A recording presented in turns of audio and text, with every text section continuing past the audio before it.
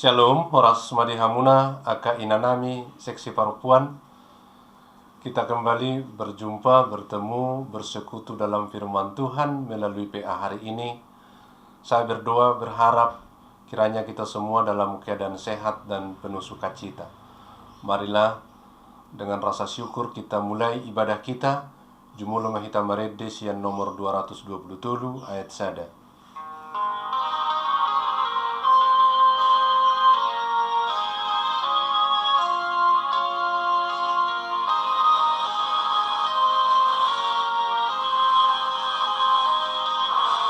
Ku sembah Tuhan, tangi ona,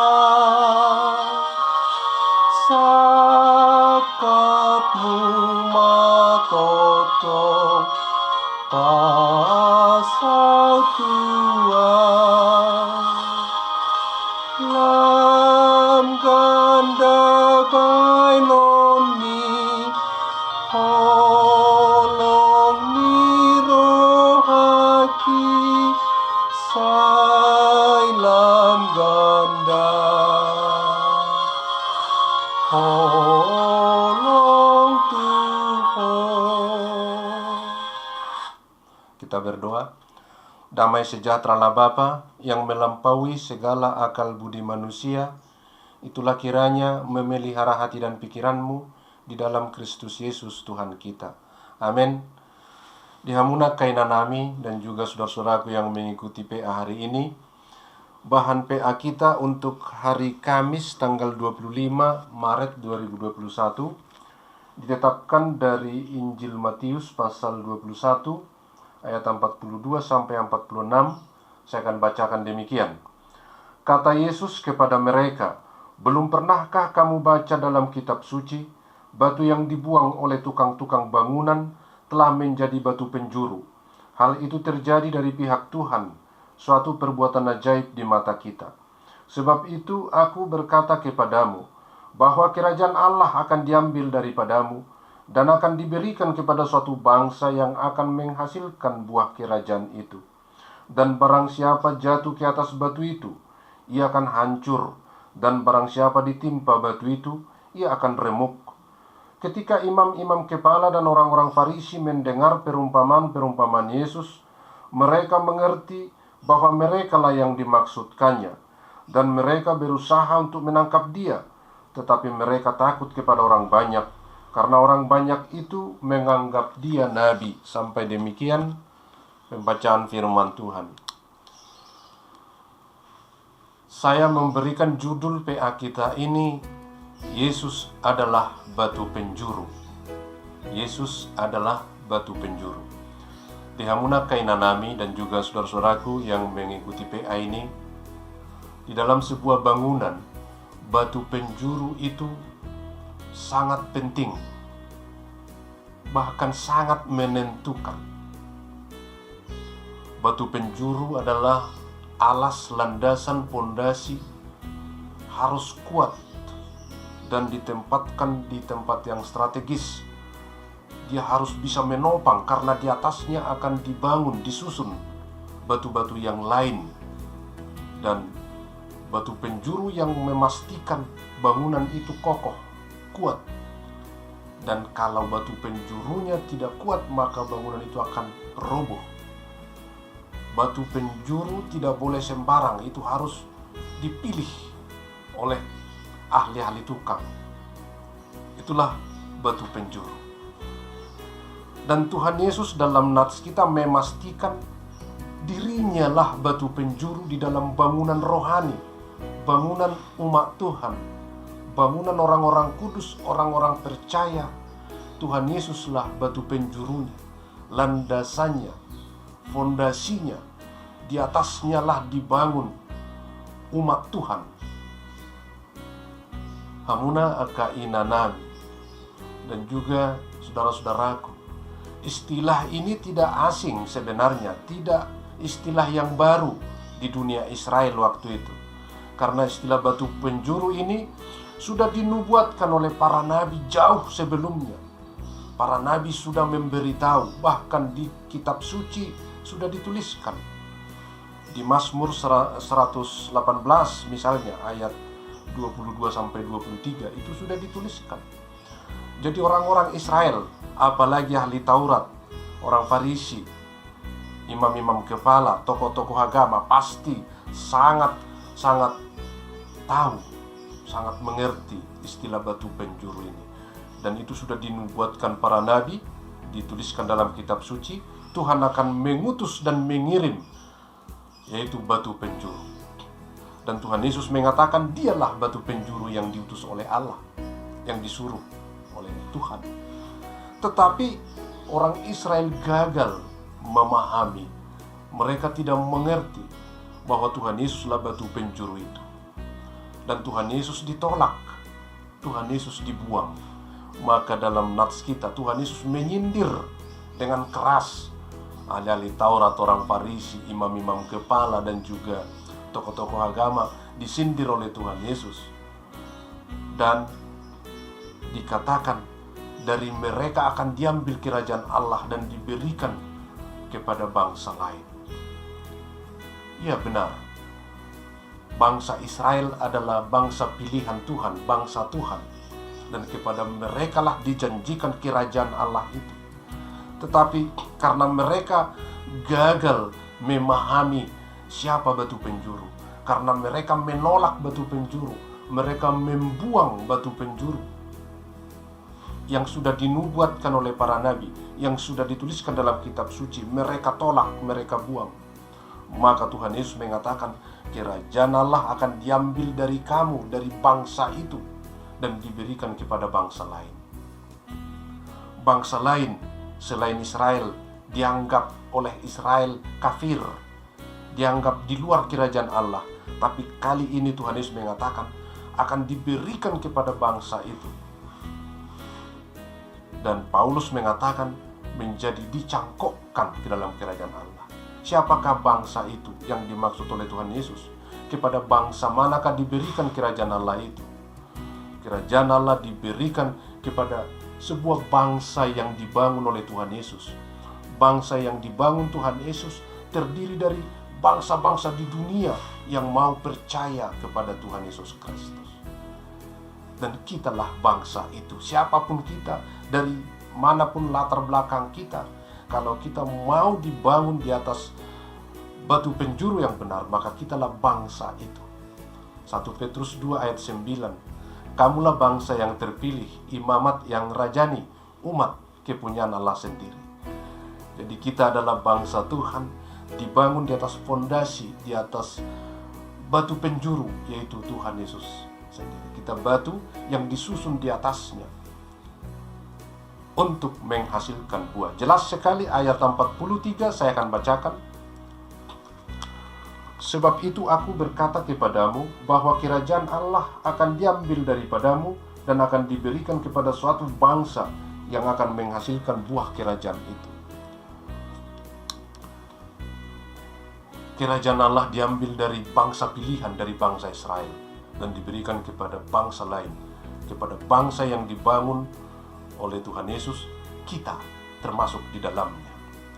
Tetapi sekaligus ada tanggung jawab, ada tuntutan, ada kewajiban. Apabila kita sebagai bangsa yang dipilih juga tidak menghasilkan buah, dari kita juga akan diambil kerajaan Allah dan diberikan kepada bangsa lain. Namun Kainanami dan juga saudara-saudaraku yang mengikuti PA ini adalah suatu kebahagiaan besar dan ungkapan rasa syukur yang paling tinggi. Kita yang di luar dari kerajaan Allah diberikan oleh Tuhan Yesus kesempatan memasuki kerajaannya. Maka kita harus memanfaatkan kesempatan besar ini.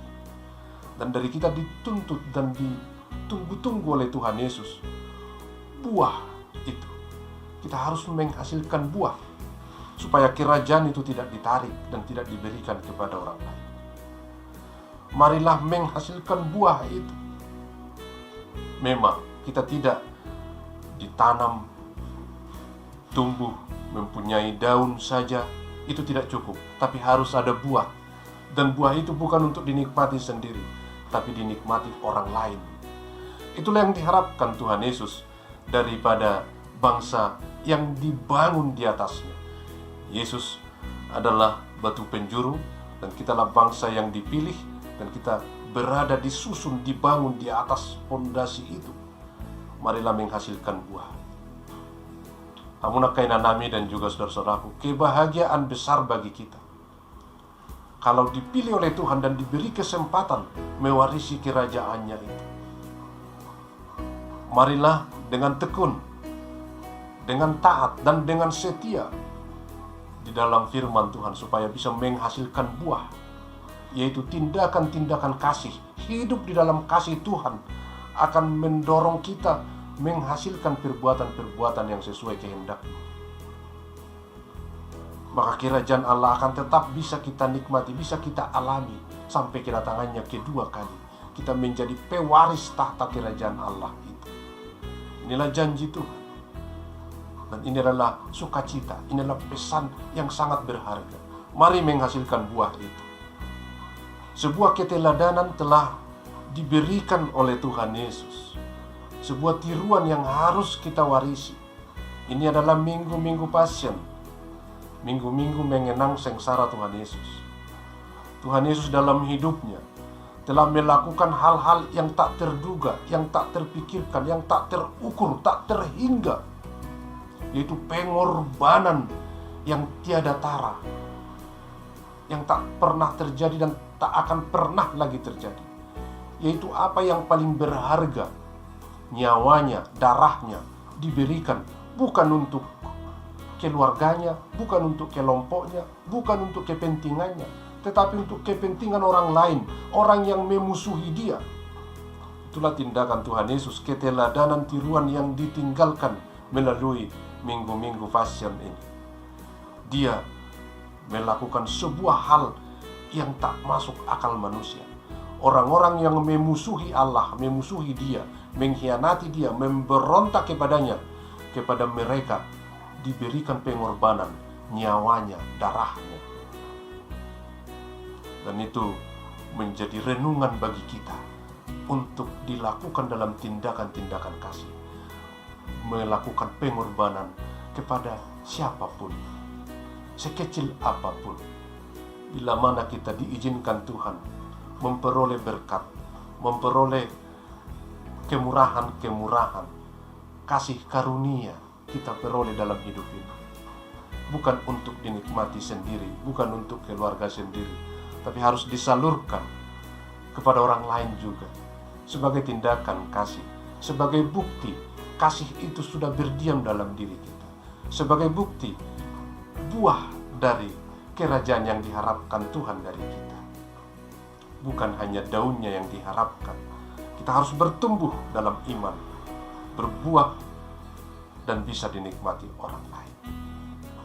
Hamuna, akaina nami dan juga saudara-saudaraku, Yesus batu penjuru, dan di atas batu penjuru itu adalah kita. Inilah sukacita besar. Kita adalah bangsa yang di luar bangsa Allah, tetapi karena orang Israel menolak membuang batu penjuru, yaitu Tuhan Yesus, maka kita beroleh keselamatan, beroleh kerajaan Allah, menjadi pewaris tahta kerajaan itu. Bersukacitalah dan hasilkanlah buah dari kerajaan itu, yaitu tindakan-tindakan kasih. Hiduplah dalam kasih itu. Itulah yang diharapkan Tuhan. Itulah tanggung jawab kita. Tetaplah taat situasi apapun. Tetaplah setia dalam kondisi apapun. Maka kita akan menghasilkan buah. Amin. Kita berdoa. Terima kasih Bapa atas firman-Mu. Kami sudah dicerahkan bahwa kami dahulu adalah orang-orang di luar dari kerajaan-Mu. Tetapi Engkau adalah batu penjuru yang ditolak oleh umat-Mu sendiri. Maka Engkau memberikan kami kesempatan untuk hidup dalam kerajaan-Mu. Terima kasih dan kami bersyukur untuk itu. Hal yang kami tak bisa dapat, hal yang tidak mungkin kami pikirkan, tetapi kemurahan-Mu, kasih-Mu telah memberikannya kepada kami. Terima kasih Bapa untuk itu. Kami berdoa buat seluruh umat-Mu, secara khusus seksi paropuan. Apapun aktivitas mereka, sertai Tuhan. Jangan biarkan mereka sendiri dalam kehidupan. Mereka yang sakit, yang berduka, yang bergumul, yang bersedih, hadirlah bersama dengan mereka. Dan berikan firman-Mu menjadi penguatan, menjadi jalan keluar, supaya mereka dalam iman yang benar, melalui firman-Mu tetap menjalani hari-harinya, melewati situasi-situasi sulit yang dihadapinya.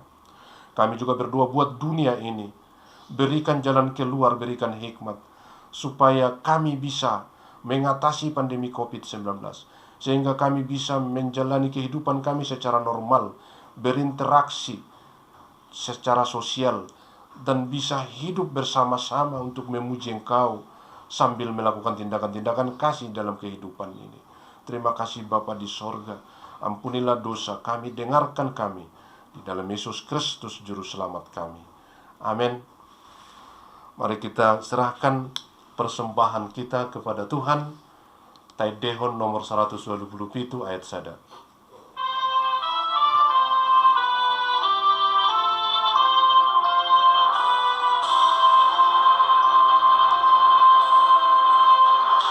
Dengan doa nogum ale Jehovah,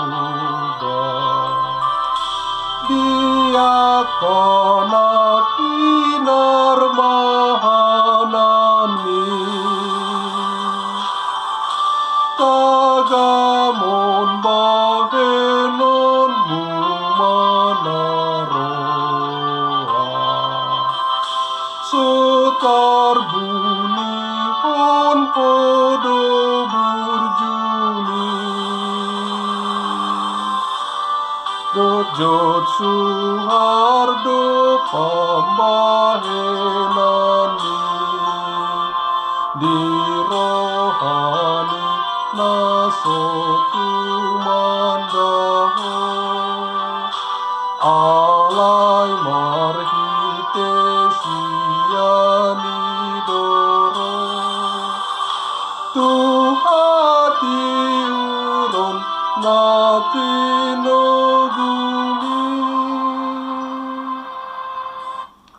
Kita sama-sama mengucapkan doa Bapa kami yang di sorga. Bapa kami yang di sorga, dikuduskanlah namamu, datanglah kerajaan-Mu, jadilah kehendak-Mu di bumi seperti di sorga. Berikanlah kami pada hari ini makanan kami yang secukupnya, dan ampunilah kami akan kesalahan kami, seperti kami juga telah mengampuni orang yang bersalah kepada kami.